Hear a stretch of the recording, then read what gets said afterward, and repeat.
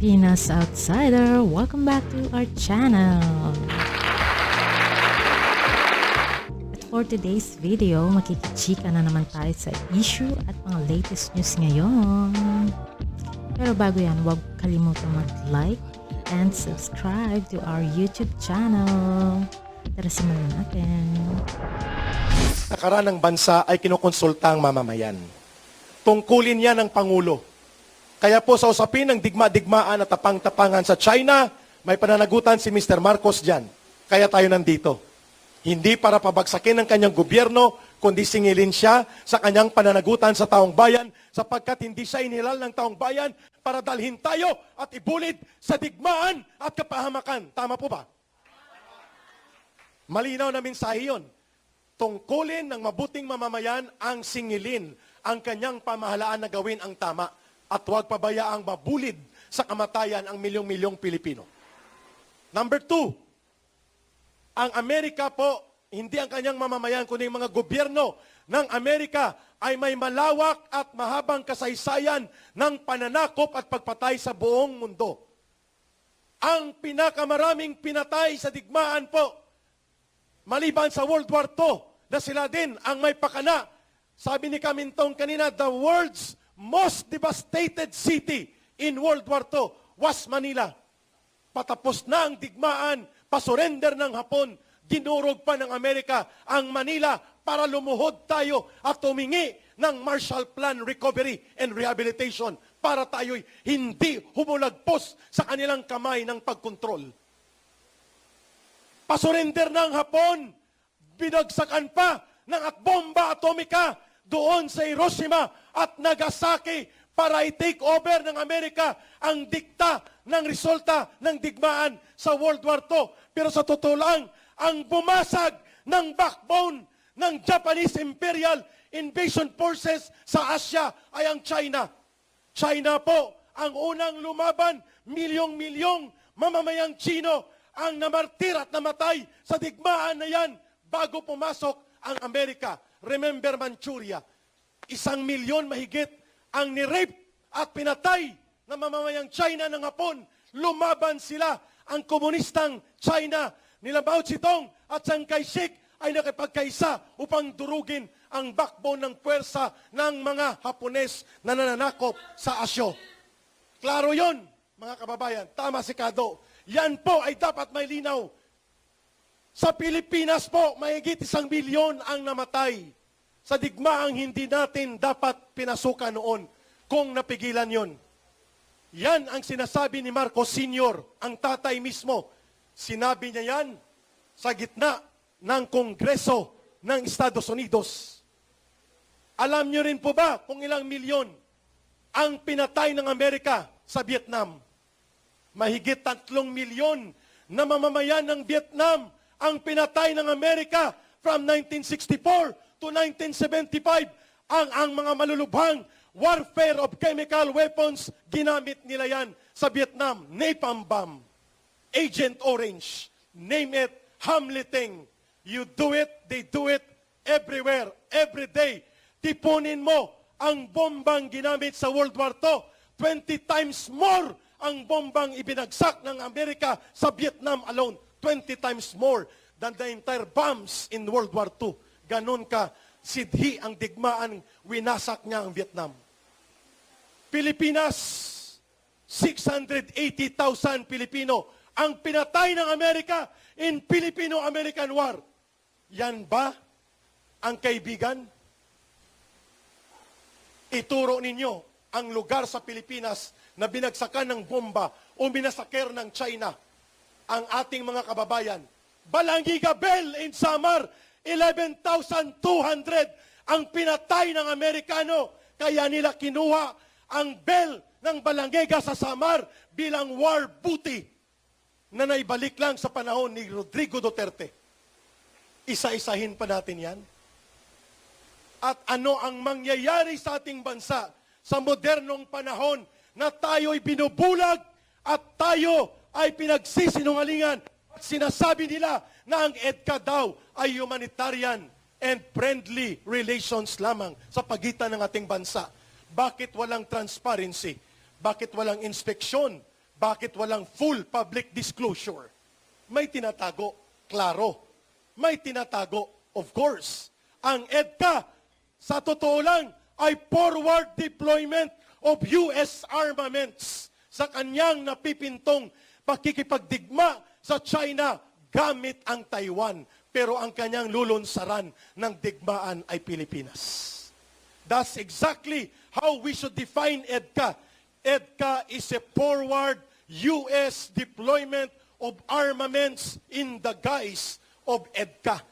Nagkakaroon sila ng base militar nila nang walang kasunduan na pinayagan ng ating mamamayan. Unang mga instrumentalidad ng ating Estado, kagaya ng Senado, as required by the Constitution.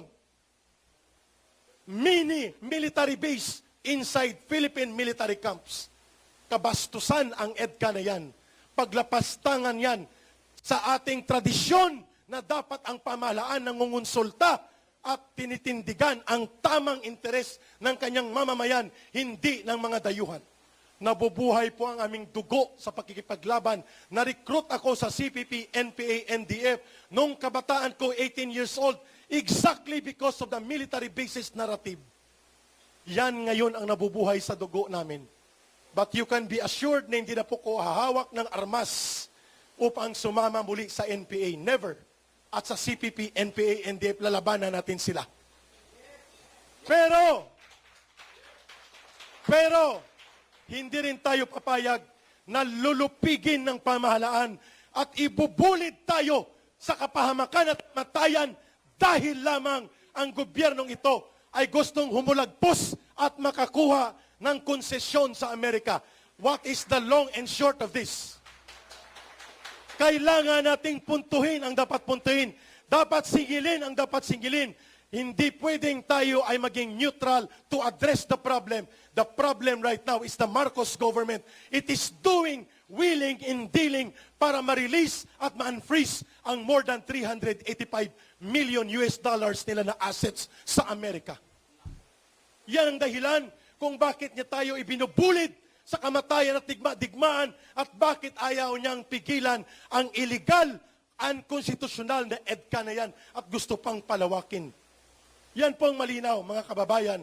We should bring the accountability where it should be. Ang paniningil sa gobyerno ay hindi nangangahulugan tayo ay kontra gobyerno. Hindi rin pwedeng hindi malinaw sa mamamayan anong direksyon natin. Tatlo, number one, kung hindi nakikinig ang Marcos government na ito, may karapatan ba tayong siya ay paalisin sa kapangyarihan sa mapayapang pamamaraan? Yes! Mayroon. Anong tawag po dyan? People power. Ano po ang... Yes! Ano po ang definition ng Supreme Court sa people power? Exercise of the direct sovereign will of the people. Direktang paglulunsad ng soberanyang kapangyarihan ng mamamayan outside of election but short of putting up arms to overthrow the government. That is called people power. Tama. Pangatlo. Taong bayan. Pangatlo. Nararapat po ba na sundan natin ang constitutional line of succession at babaguhin natin ang bulok na sistema ng pamamahala sa pamamagitan ng pagkakaisa sa nararapat na mamumuno sa atin? Yan ba ay bahagi dapat ng direksyon para itigil na ang mapamuksa na uri ng pamamahala ni Marcos Jr.? Karapatan ba yan ng mamamayan ay panawagan? Yes, karapatan po yan ng mamamayan. Yes! So mga kababayan, hindi ko na po pahabahin ito sapagkat nandun na po sa inyong mga gilid ang mga simpleng mga pansit na inihanda natin para sa mahabang labanan ng mamamayang Pilipino. Mga kababayan, tatapusin ko in the last 2 minutes dahil nandito na si Dr. Lorraine Marie Badoy, ang kapartner ko sa Pilipinas Nating Mahal, ang modernong Gabriela Silang, na tagapagtanggol ng karapatan at kalayaan ng sambayan ng Pilipino. What can I say, no? Ang gusto ko to actually pag-usapan kasi lahat nung on my way here nakinig naman ako At saka ilang beses na tayo nagrarally, no, na ba't tayo umabot dito, Kalolit? No, so, meron ako kasing gustong pag-usapan dito. Lahat ng problemang ito kasi, this elephant in the room, no, ito yung pinakamalaking problema na ang Pangulo natin hindi sumasagot kung siya ba yung nasa video na yon. No, so, napakalaking bagay nun. Kasi siguro, doktor ako at saka Pilipino ako na ang ordinaryo na Pilipino, wala ka makikitang hindi na walang family member na nalulung sa droga. No?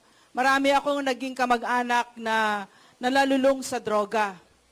At alam ko kung ano ibig sabihin pag drug addict. No? Ibig sabihin pag drug addict, ang drug addict, pagkagising niya, pagkamulat na pagkamulat ng mata niya, iisa lang ang nasa isip niya, at yun ay droga.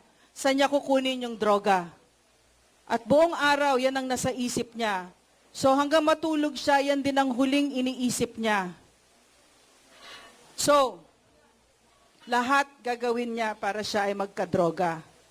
So marami akong kaibigan. Meron akong kaibigan na yung pang-chemotherapy ng kanyang nanay, ninakaw niya para makabili siya ng drugs niya. Yung paborito kong brother-in-law na ngayon ay rehabilitated, pumunta sa libing ng tatay niya para makapagpanloko, para makahingi ng pera para bumili ng droga. Pang-tuition ng anak, kukunin niya yan para pang-droga niya. Isusubo na lang nung anak niya na gutom, pampandodroga niya. So, ang ibig sabihin, no, ng isang drogista, sinungaling, magnanakaw, walang kapasidad mag-isip ng maayos at magdesisyon ng maayos, no?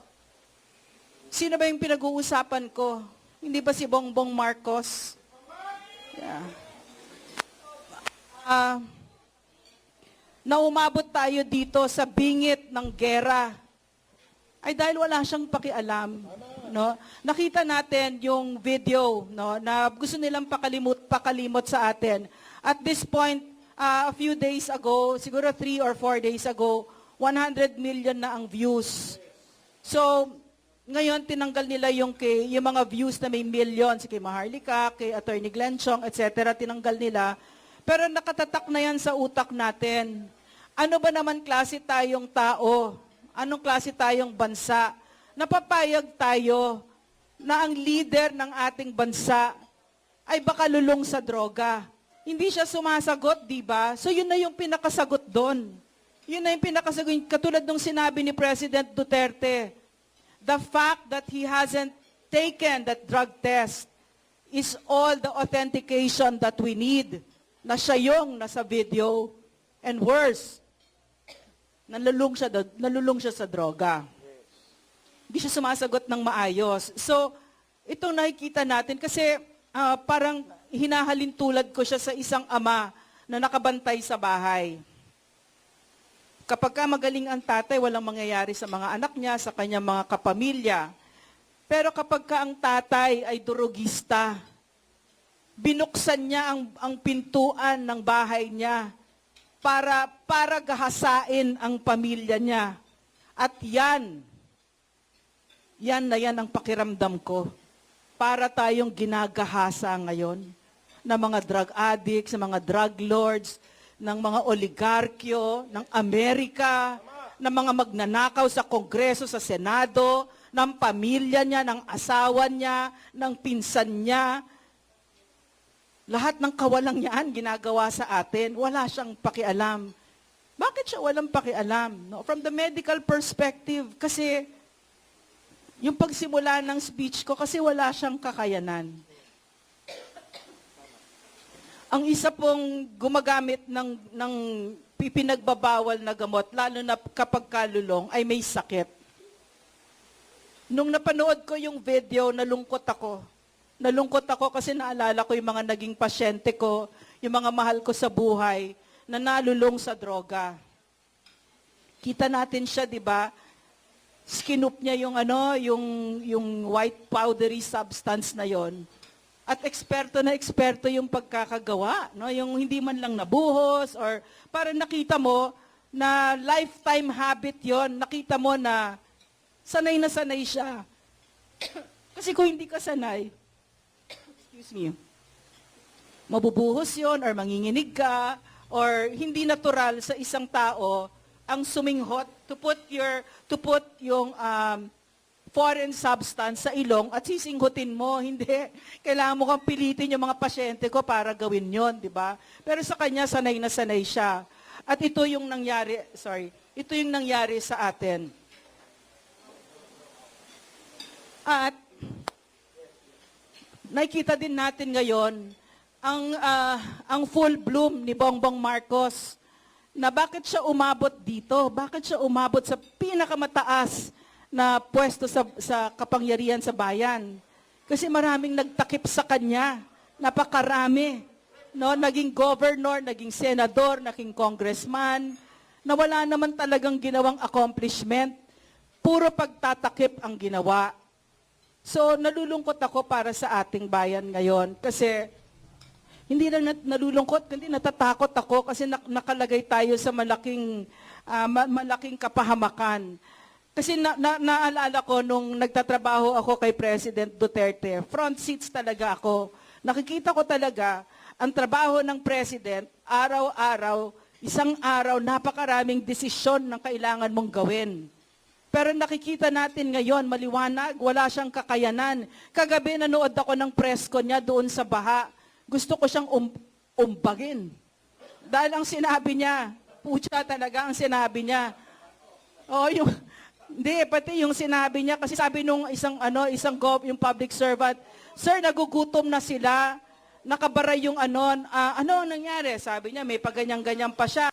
Nakabara po yung daan, kung pwede po sana mag-airdrop. Sinabi na yung solusyon sa kanya. Ang gusto niya, ano ba yung weight na pwedeng kargahin ng helicopter? Gusto niya mag-calculate, gusto niya mag-math problem tayo. Baliw, hindi niya alam. Imbes na sabihin niya na i-deploy na natin yung AFP, ilan bang helicopter ang kailangan? Mga ganun pa pinagsasabi niya. At sabi pa niya ganito, nakabara ba yung daan? So, we need to build more roads. Sabi niya ganon. Diyos ko Lord. Di ba mamatay na lang sila sa gutom? I cannot find the words to describe the level of incompetence of Bongbong Marcos. More so because I came from the team of the greatest president and excellent executive, Rodrigo Roa Duterte, na ngayon, ito mga baliw na ito, na mga praning na ito, ay gusto pa nilang sirain, di ba? Kita ba naman ang ugaling adik talaga. No? Walang kapasidad para sa utang na loob. Na ang pamilya niya, ang President Duterte, ang siya mismong rason kung bakit nalibing ng maayos at may dignidad ang tatay niya. Anong ginawa nila? At dahil kay Inday Sara, kung bakit nandyan sila ngayon sa Malacanang. Pero anong ginawa nila? Tinanggalan ng security ang Vice President. At lahat ng pambababoy na ginagawa sa Vice President. So, in closing, napakalaking hamon nito sa atin ngayon na nandito tayo na this is the worst president that this country has ever had and we are in a dark chapter in our country's history. So, dapat tayo magtutulungan dito, no? And I'm very, katulad na ituro ni Eric sa akin at ng mga former rebels, ang taong nagkakaisa ay walang laban sa taong bayan. Correct. At tayo din ang pwedeng bumawi niyan. So maraming salamat at lumalaban kayo para sa inang Pilipinas. Magak at itago sa ating bansa na magbubunsod ng digmaan, hindi lamang sa riyon ng Asia-Pasipiko, kundi sa buong daigdig. Kaya maya-maya po, tatalakayin natin yan. Again, attention please, dito po, with Kaado Paglinawan, pakinggan niyo po ang statement ng Vice Presidente ng bansa na pilit sinisikel ng isang police general na hindi naman inalal ng bayan ay hindi niya nirerespeto ang pangalawang Pangulo ng bansa, itong si General Marbil. Makinig ka sa statement from Kaado Paglinawan. Bago ko po banggitin ang aking konklusyon, sisingit lang po natin ang isang open letter to Romel Marbil galing sa ating Vice Presidente. Romel, noong lumabas ang isyu ng pagbabawas ng aking security personnel, nagbigay ako agad ng pahayag na hindi ito makakaapekto sa aking trabaho bilang ikalawang Pangulo ng Pilipinas. Hangad ko sana na matapos na ang usaping ito dahil hindi hamak na napakaraming mga suliranin ng ating bansa na higit na mahalaga kaysa sa aking proteksyon. Subalit, tila nakakatatlong interview ka na sa patungkol sa akin. Sa isang banda, naiintindihan ko kayo sapagkat natural lang sa mga nagsisinungaling na magkaroon ng sari-saring kwento at dahilan. Pero hindi ko na maatim ang tuloy-tuloy na paglilinlang sa aking mga kababayan.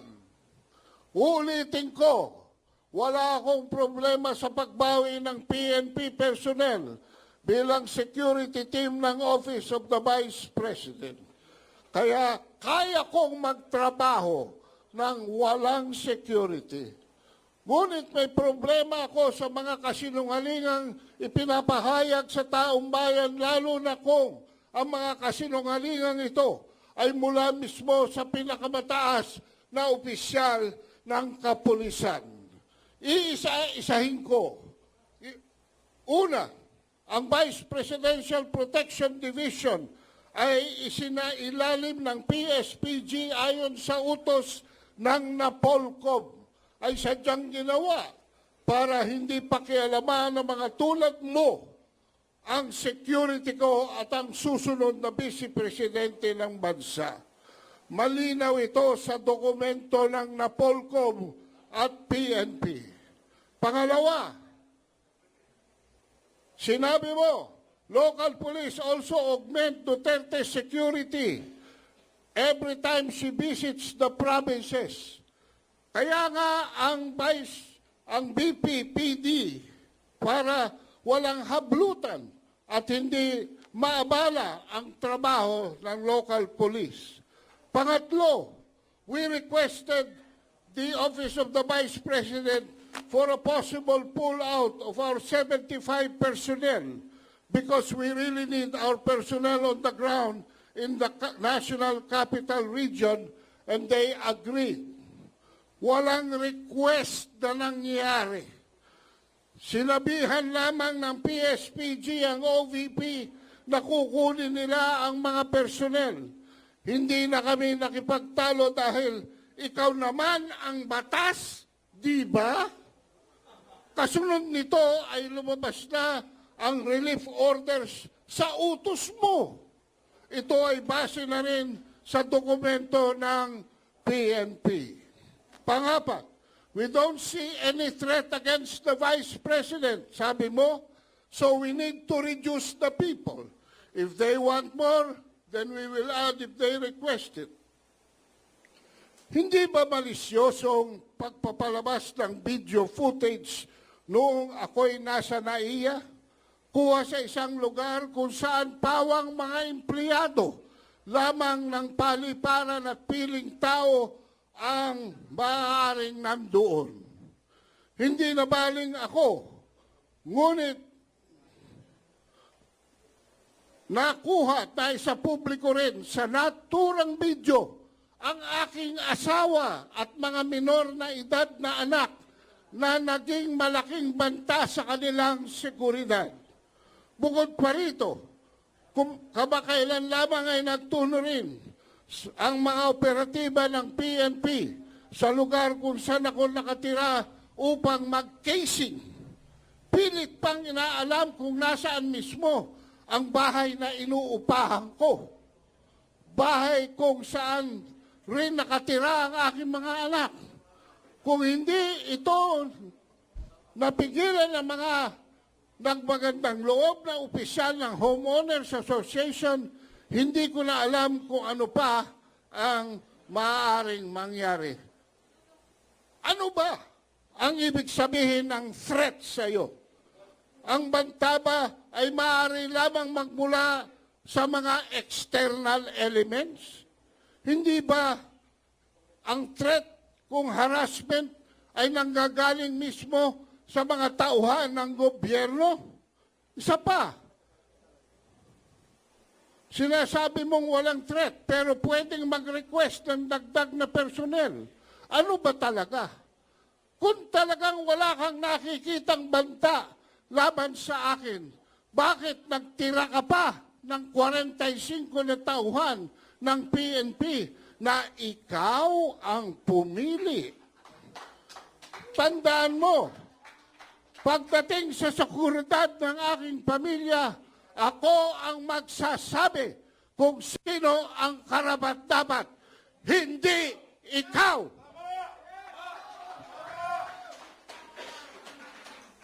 Mambabatas ka lang, hindi ka Diyos.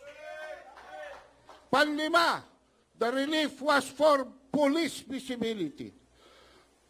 Maganda sana ang hangarin kung totoo, ngunit kaduda-duda na ang 38 sa 75 PNP personnel na pinili niyong masakop ng relief order ay mga pulis na mula sa Mindanao at pinalipat-lipat sa National Capital Region na para bang hindi kulang ang pulis sa Mindanao.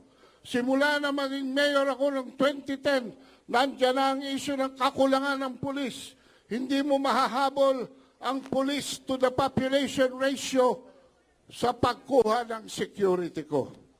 Ang kailangan ng PNP ay isang chief na makabago mag-isip at gagamit na makabagong teknolohiya, drones, innovation at iba pa upang mabigyan solusyon ang issue ng peace and order. Kung kaya ninyong ilagay sa alanganin ng aking seguridad, nag-aalala ako sa uri ng harassment na kaya ninyong gawin sa karaniwang mamamayan. Tulad na lamang ng intimidasyon sa mga ordinaryong mamamayan para sa service ng warrant of arrest para kay Pastor Kibuloy sa Davao City, kamakailan. Ang relief ng mga PNP personnel ay dumating pagkatapos ko mag-resign sa DepEd. Pagkatapos kong ihambing ang SONA sa isang catastrophic event. At pagkatapos lumabas ang cocaine video. Let us spare our people from all the lies. Let us call it what it is, a clear case of political harassment. Ito ay malinaw, lalo na't saklaw ng relief order ng mga tauhan ng PNP. Mayroong trust and confidence ko dahil kung hindi sila security ng Pangulong Rodrigo Duterte mula pa noong 2016, ay security ko ay mula pa noong 2007. It was obviously targeted list and a targeted maneuver, nothing less. Masyado na atang mahaba ang sulat ko. Ang gusto ko lamang ay huwag mo akong banggitin sa mga pag-i-interview mo. Unahin na natin ang pagtulong sa mga nabaha, pakikiramay sa mga namatayan, at mga nakamamatay na sakit na nagdarasal ng dagdag pang mga araw sa pagtutok sa kahirapan at gutom at marami pang problema ng mamamayan. Asahan mo ang sulat na ito sa pagbabalik ng 45 na pulis na pinili mong manatili sa akin dahil hanggang ngayon talamak pa rin ang droga at krimen at nananatili ang takot ng mga Pilipino sa mga daan. Sana naman makatulong ito sa trabaho mo at laging tandaan para hindi magkabuhol-buhol ang kwento mo. Lagi kang magsabi ng totoo. Para sa bayan, Sara Duterte! Mabuhay ang Vice-Presidente ng Bansang Pilipinas! Mabuhay ang paghahayag ng katotohanan! Now, Mr. Marbel, General Marbel, pag may mangyaring masama sa Vice-Presidente ng bansa, sa kanyang pamilya, their blood will be on your hands sapagkat ikaw ang nagmaniobra sa utos ng politiko at lahat ng ito ay hindi mangyayari kung hindi ka rin inutusan ni Mr. Marcos Jr. na ipatupad ang isang kabaliwan na desisyon na tanggalan ng mga security personnel ang pangalawang Pangulo ng bansa. Sisingilin ka ng taong bayan. Tsak na darating yon. Ginoo, takaran ng bansa ay kinukonsulta ang mamamayan.